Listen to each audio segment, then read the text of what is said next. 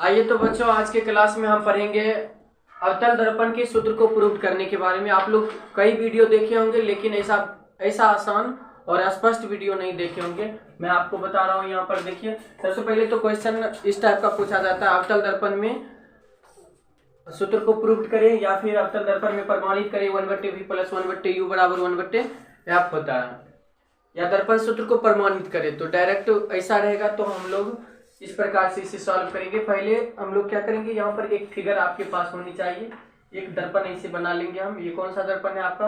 अवतल दर्पण हमने बनाया। यहाँ पर कौन सा दर्पण बनाया? अवतल दर्पण हमने बनाया।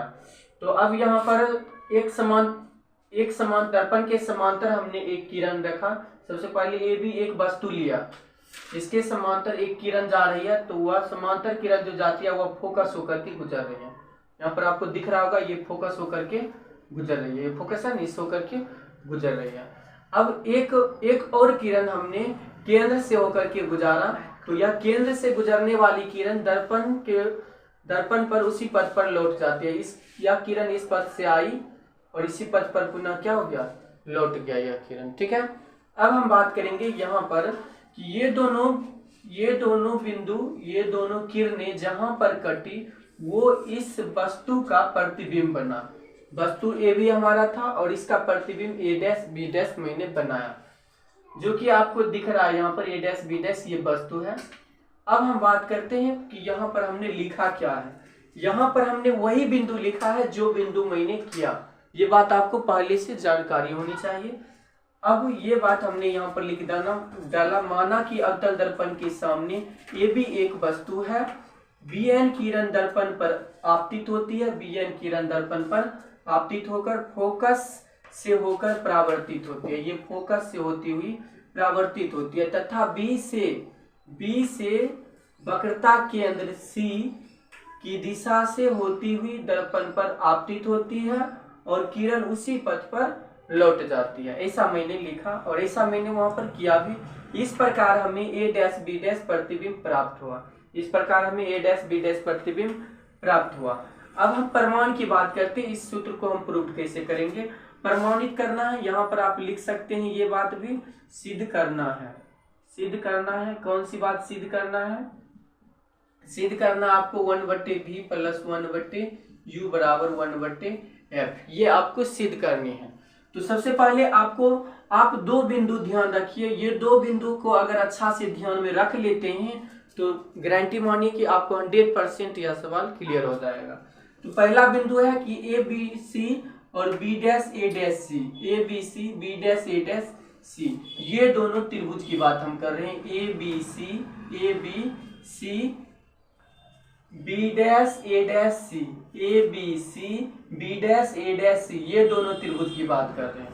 ये दोनों त्रिभुज में आपको दिख रहा होगा, ये दोनों कोण उभयनिष्ठ है। C कोण इसमें भी है और इस त्रिभुज के लिए भी है।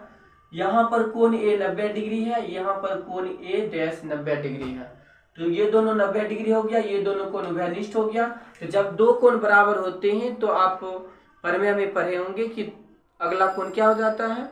A समरूपता कसौटी से समरूप हो जाता है। समरूप कोण की भुजा समान अनुपात में होता है। समरूप कोण की भुजा समान अनुपात में होता है। तो यहाँ ए बी लंब हो गया इस त्रिभुज के लिए, यहाँ पर a' b' लंब हो गया इस छोटे वाले त्रिभुज के लिए। AB बटा a' b' लिखा। उसके बाद यहाँ आधार है AC इस त्रिभुज के लिए आधार हो गया। उसी प्रकार से इस छोटे वाले त्रिभुज के लिए आधार आपका हो गया a'। तो वही मैंने लिखा, समीकरण 1 हमने बनाया। यहाँ तक क्लियर? अब इससे आगे चलते। पहला स्टेप आपने सीखा। दूसरा स्टेप, बस लास्ट स्टेप मैं बता रहा हूं। दूसरा स्टेप में अब यहाँ पर ये दोनों त्रिभुज रंगा हुआ भाग दिख रहा होगा। ये दोनों त्रिभुज में हमने चला NPF, ये रहा NPF ये वाला त्रिभुज, और B'(a')F ये वाला त्रिभुज। ये दोनों त्रिभुज में आपको दिख रहा है कि ये दोनों कोण उभयनिष्ठ है, यानी F इस त्रिभुज के लिए भी है, इस त्रिभुज के लिए भी है। तो F क्या हो गया? उभयनिष्ठ कोण हो गया। और उसके बाद यहाँ पर देखिए कोण B का एकांतर कोण N है, तो एकांतर कोण BN बोल सकते हैं या एकांतर कोण A और P बोल सकते हैं। तो आप जो भी ले, तो तीनों कोण क्या हो रहा है? एक तीसरे के बराबर हो रहा है। तो ये भी हो गया क्या? A समरूपता कसौटी से समरूप हो गया, समरूप त्रिभुज के भुजा यहाँ पर भी क्या हो जाएगा, समान अनुपात में, समान अनुपात में होगा। तो हमने लिखा यहाँ पर NP बट्टा A dash B dash, NP ये लंब हो गया, A डैश B डैश ये दोनों क्या हो गया, लंब हो गया, ठीक है। उसके बाद PF Aadhaar A dash F आधार, यहाँ पर PF दिख रहा है कहाँ, PF ये हो गया इस त्रिभुज के लिए आधार, और A डैश F ये हो गया इस त्रिभुज के लिए आधार। तो यहाँ पर ये दोनों बातें हमें प्राप्त हो गई समरूप होने के कारण।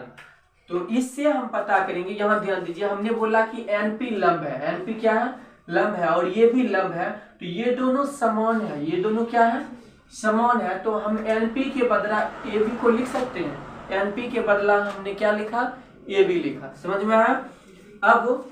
अब यहाँ से दिख रहा होगा ये दोनों समान है, ये दोनों आपको दिख रहा है क्या, समान दिख रहा है। तो यहाँ से ये दोनों क्या हो जाएगा, खत्म हो जाएगा। तो हमें समीकरण 1 और 2 से सिर्फ ये और ये पार्ट बच जाएगा, ये पार्ट और ये पार्ट बच जाएगा। तो हमने इसी दोनों पार्ट को यहाँ पर डाला, क्लियर। अब यहाँ से आपको AC को मैं क्या लिख सकता हूँ, AC को मैं क्या लिख सकता हूँ, इस पार्ट को हम एक बड़ा सा रेखा लिए, ठीक है। इसका नाम देते हैं A, इसका C, इसका F, इसका P नाम देते हैं, और इसी P, F और C के बीच में A डैश भी एक है, तो ये भी नाम देते हैं। हम बात कर रहे हैं कि AC को हम क्या लिख सकते हैं, इतना सा पार्ट को, इतना पार्ट को हम लिख क्या सकते हैं, तो हम लिख सकते हैं PA माइनस PC। PA ये पूरा का माइनस इतना कर देंगे तो इतना नहीं बचेगा, ये पूरे का माइनस, ये पूरे पार्ट का माइनस इतना कर देंगे तो इतना पार्ट बचेगा ना। वही बात हमने यहाँ पर लिखा, PA minus PC equal to AC हुआ।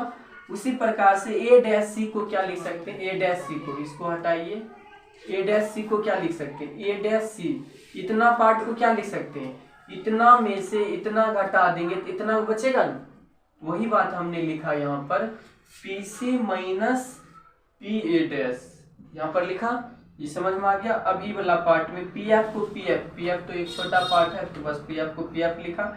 A डैश F को की लिख सकते हैं, A डैश F ये वाला पार्ट है, A डैश F ये वाला पार्ट है, तो A डैश F को हम लिख सकते हैं PA dash minus PF, PA dash minus PF। यहाँ तक आपको उम्मीद करता हूँ समझ में आया होगा। कमेंट सेशन में आप लोग जरूर बताइएगा। वीडियो अच्छा लग रहा होगा तो लाइक शेयर, और नए चैनल पर आए हैं तो सब्सक्राइब जरूर कीजिएगा। आगे देखते हैं आगे। अब मैंने इसका नामकरण यहाँ पर लिखा। सबसे पहले तो इसका नामकरण आपको करनी है। बस मूल रूप से आपको ये 2 पॉइंट ध्यान रखना है, पहला और दूसरा। ये पॉइंट ध्यान रखिएगा कि ये सब जो मैं बताया हूँ सिर्फ प्रोसेस है, आपको सिर्फ संतुलन में रहना पड़ेगा, बाकी आप समझ में आ जाएगा, पूरा समझ में आ जाएगा। मैंने बताया था कि कोई भी स्टूडेंट तभी तेज हो सकता है, कोई भी व्यक्ति तभी बुद्धिमान हो सकता है, कोई भी व्यक्ति तभी सक्सेसफुल हो जा सकता है जब उसका माइंड क्या रहे, कंसंट्रेट में रहे। किसी व्यक्ति का माइंड यदि कंसंट्रेट नहीं रहेगा तो वह ना कुछ सीख सकता है, ना ही सफलता पा सकता है, क्योंकि जब भी वो पढ़ेगा तो उसका माइंड डिस्टर्ब होते रहेगा, और वह एक बार में व्यक्ति वही सक्सेस होगा जिसके माइंड में एक बार में एक ही बात सोच सकता है, जिसका माइंड एक बार में एक बात सोच सकता है। जैसे कि मैं खाना खाने बैठा हूँ, अगर मैं खाना खा रहा हूँ, अगर खाना खाते वक्त हमारे मन में बहुत सारी टेंशन उत्पन्न हो रही है तो वो खाना खाना मेरा क्या है, बेकार है। उसी प्रकार से मैं जब पढ़ रहा हूँ या कोई भी कार्य कर रहा हूँ, अगर उस कार्य के प्रति समय नहीं दे रहा हूँ तो इसका मतलब हम वह कार्य कर नहीं रहे हैं, हमें किसी के द्वारा जबरदस्ती करवाया जा रहा है। तो ऐसा करने से कोई फायदा नहीं, व्यर्थ है, छोड़ देना चाहिए। तो बात कर रहे थे कि यहाँ पर माइंड कंसंट्रेट होकर के काम करना है, तो ये सब कुछ नहीं है। सिर्फ ये 2 पॉइंट को आपको ध्यान में रखना कि करना क्या है। ये पॉइंट क्या ध्यान रखिएगा, बस ये दोनों त्रिभुज में चलना, ये दोनों त्रिभुज में चलेगा, प्रूव्ड हो जाएगा, सिंपल सा। तो यहाँ पर देखिए हमने नाम डाला PA का, PA को हम बोलेंगे वस्तु दूरी, PA क्या है, हमने A भी एक वस्तु लिया था तो PA हो गया वस्तु दूरी हो गया। इसको मैं माइनस U से डिनोट करूंगा। माइनस U क्यों लिखो, क्योंकि मैं जानता हूं कि अगर कोई वस्तु के ऊपर या कोई वस्तु से होती हुई प्रकाश दर्पण पर जाती है, दर्पण की दिशा में अगर प्रकाश आपतित होती है तो प्रकाश जाने वाली ओर मापी गई दूरी धनात्मक होती है और उसके विपरीत मापी गई दूरी क्या होती है, ऋणात्मक। तो अभी मैंने जो माप लिया था सभी इसके विपरीत, ये सभी क्या है, ये प्रकाश इस दिशा में आया था और मैंने मापा इसके विपरीत दिशा में, तो इसीलिए सारी दूरी क्या हो जाएंगे, ऋणात्मक होंगे यहाँ पर। तो वस्तु दूरी माइनस यू लिख देंगे। उसके बाद पीसी रहा, यहाँ पीसी को हम क्या बोलेंगे, पीसी। पीसी क्या है हमारा, वक्रता त्रिज्या। तो वक्रता त्रिज्या को आर से डिनोट किया जाता है। उसके बाद P A dash, P A dash को मैं क्या बोलूंगा, प्रतिबिंब दूरी। पी ए डैश ये जो बना है ए बी डैश, ये प्रतिबिंब है, तो इसलिए इसको क्या बोलूंगा, प्रतिबिंब दूरी। इसको माइनस भी से डिनोट करूंगा। उसके बाद P F dash, sorry P F जो है वो हमारा क्या है, फोकस दूरी। इसको माइनस एफ से डिनोट कर लूंगा। अब यही बात को मैं यहाँ पर पुट कर दिया हूँ। पी ए को माइनस यू, पी ए को माइनस यू, पीसी को माइनस आर, पीसी को क्या लिखेंगे, माइनस आर। पीसी को क्या लिखे, माइनस आर। पी ए को क्या लिखे, पी ए डैश को माइनस भी। उसी प्रकार पी एफ को, तो पी एफ को क्या लिखेंगे, एफ माइनस एफ लिखेंगे, माइनस एफ। और पी ए डैश को माइनस भी, पी ए डैश को माइनस भी। उसके बाद पी एफ को क्या लिखेंगे, पी एफ को माइनस एफ। अब इसका सॉल्यूशन इधर थोड़ा सा देख लेते हैं। यहाँ पर माइनस माइनस ये सब प्लस हो जाएंगे, ये सब प्लस, यहाँ मैंने प्लस कर दिया। अब इसके आगे चलते हैं। अब इसको मैंने क्रॉस गुणन कर लिया। क्रॉस गुणन सबको आता होगा, चलिए ध्यान दीजिए। तो क्रॉस गुणन ऐसे हम लोग करते हैं, माइनस यू का गुना करेंगे माइनस भी से, माइनस यू का माइनस भी से गुना करेंगे। पहले तो इसको हम इंटू में लिख लिए, इसका भी इंटू कर लिए। अब इसको गुना कर देते हैं, माइनस यू गुना minus V, minus minus minus plus U V हो जाएगा, माइनस प्लस माइनस हो जाएगा, यू गुना एफ, यू एफ हो गया। आर गुना माइनस भी, तो minus R V, plus R गुना एफ, तो प्लस आर एफ हो गया। एफ गुना R, minus minus plus R F, F गुना भी माइनस भी एफ। ये देखिए ये दोनों प्लस में है, ब्रैकेट का आर पार है, ये दोनों क्रॉस हो गया, राइट। अब यहाँ से बच गया यू भी, यहाँ से माइनस यू एफ। यहाँ देखिए आर भी, आर को आप क्या लिख सकते हैं, आर बराबर सूत्र होता है, एफ बराबर होता है आर बट्टा टू। तो एफ बराबर होता है आर बट्टा टू, तो आर बराबर क्या लिख सकते हैं, 2f। वही मैंने आर के बदला 2f लिखा, भी का भी हो गया, equal to minus V F. अब यहाँ पर यू भी का यू भी, यू एफ का यू एफ, 2f भी को माइनस में उधर जाएगा तो प्लस हो जाएगा। अब इसमें इसको घटा देंगे तो 2 में 1 घट जाएगा, तो 1 बचेगा, प्लस का 1 बचेगा, हो गया। अब सभी में हमने क्या किया, u भी f से भाग दे दिए। u भी f से भाग देने पर, u भी f से क्या कर दिया हमने, भाग दिया। तो u भी f से भाग दिए, तो u भी खत्म हो गया, बच्चा 1/f। यहाँ पर uf खत्म हो गया तो बच्चा 1/v। यहाँ पर vf खत्म हो गया तो बचा 1/u। इस प्रकार से हमें प्राप्त हो गया क्या, 1/f is equal to 1/v plus 1/u। यही तो हमको प्रूव करना था। समझ में आया, समझ गए, बहुत ही अच्छे थे। अब आप लोगों को अगर समझ में आया होगा तो जरूर आप लाइक कीजिए और अपने दोस्तों के साथ इस वीडियो को शेयर करना ना भूलें, क्योंकि आपके एग्जाम में निश्चित रूप से पूछा जाता है लगभग। और हालांकि इसके अथवा में भी क्वेश्चन रहता है, लेकिन अगर इसको अभी आप सीख जाते हैं तो आपको 5 नंबर आसानी से मिल जाएगा, ठीक है। तब तक के लिए बेस्ट ऑफ लक। जय हिंद, जय भारत।